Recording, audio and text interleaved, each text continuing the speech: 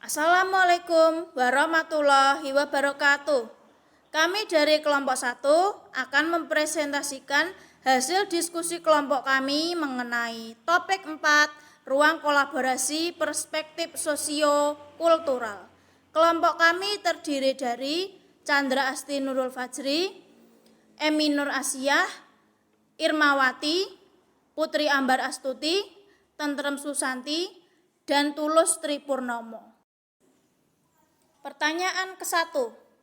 Apa pandangan masing-masing anggota kelompok tentang pendekatan, strategi, metode, dan teknik pembelajaran yang diterapkan sebagai scaffolding pada CPD yang mempengaruhi proses pendidikan serta pembelajaran? Menurut pendapat saya, pembelajaran pada Zone of Proximal Development atau disingkat ZPD mempunyai pengaruh terhadap proses pembelajaran karena ZPD melibatkan kombinasi antara perkembangan kognitif dan perkembangan sosial yang sangat penting dalam konteks pembelajaran. Pada pembelajaran dalam ZPD ini juga terdapat penekanan pada proses pengajaran dan pengembangan. Dengan metode pembelajaran ZPD dapat memperkuat kerjasama antar individu yang sangat penting dalam pendidikan era abad 21 ini. Pembelajaran pada Zone Proximal Development atau ZPD memiliki pengaruh terhadap proses pendidikan dan pembelajaran. Teknik pembelajaran scaffolding dapat dijelaskan sebagai cara memberikan dukungan belajar terstruktur pada tahap awal untuk mendorong siswa agar belajar secara independen. Pemberian bantuan dalam belajar tidak akan terus dilakukan, namun seiring dengan perkembangan kemampuan siswa, guru akan secara perlahan dan mengurangi serta membebaskan siswa untuk belajar sendiri. Menurut pendapat saya, pembelajaran CBD dapat memberikan bantuan kepada guru dalam memahami kapan siswa dapat memahami konsep inti secara mandiri dan kapan siswa membutuhkan bantuan dari individu yang lebih berpengetahuan.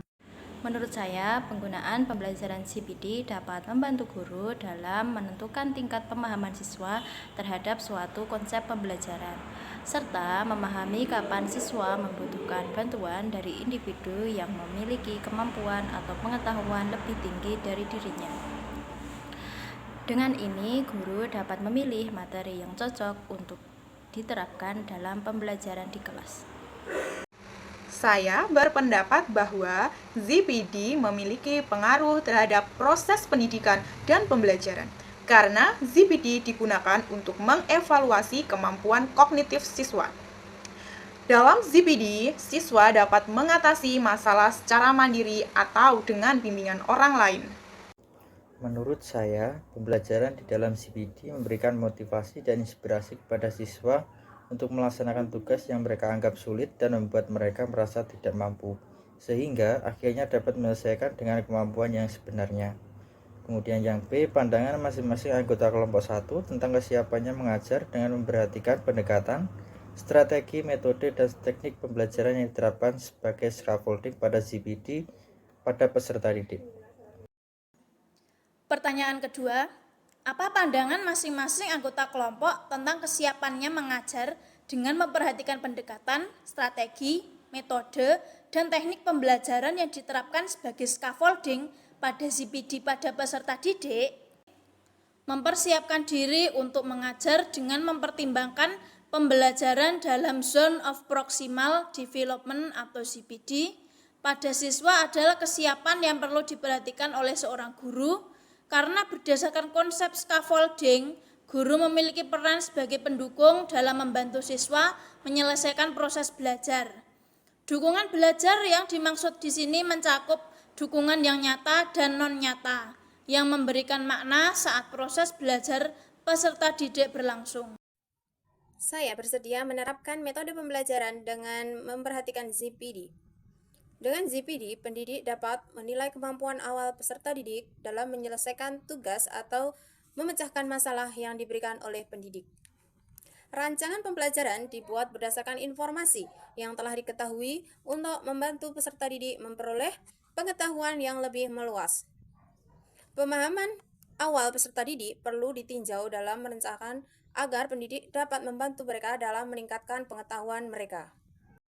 Mengarahkan dan melatih siswa untuk mencapai potensi yang mereka miliki adalah salah satu tugas yang harus dilakukan guru.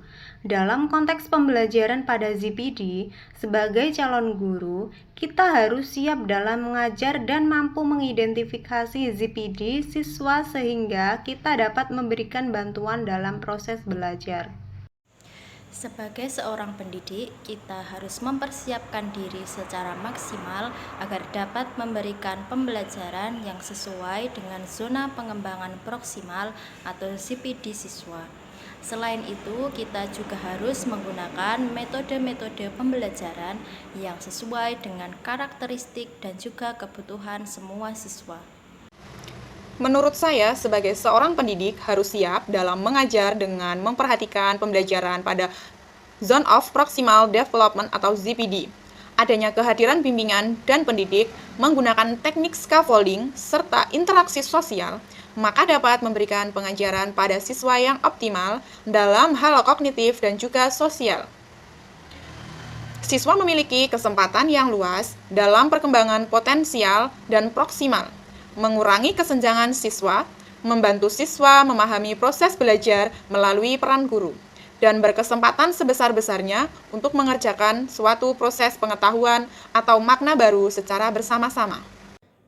Saya telah siap untuk mengimplementasikan pembelajaran dengan memperhatikan zona pembangunan proksimal atau ZPD. Dengan ZPD, kita dapat mengetahui kemampuan awal siswa sehingga sebagai guru kita dapat mengembangkan bakat siswa sesuai dengan potensi yang dimilikinya. Pertanyaan nomor 3. Apa persamaan dan perbedaan pandangan tentang pendekatan strategi, metode, dan teknik pembelajaran yang diterapkan sebagai scaffolding pada ZPD pada peserta didik? Persamaan. Proses pembelajaran yang menggunakan pendekatan ZPD adalah kombinasi antara pembelajaran kognitif dan pembelajaran sosial.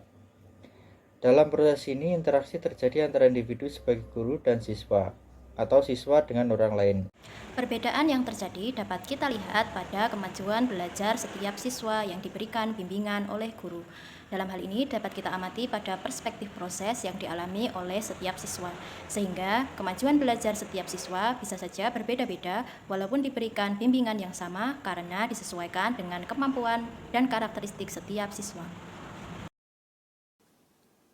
Pertanyaan yang keempat, apa persamaan dan perbedaan pandangan tentang mengajar dengan memperhatikan pendekatan, strategi, metode, dan teknik pembelajaran yang diterapkan sebagai scaffolding pada ZPD pada peserta didik?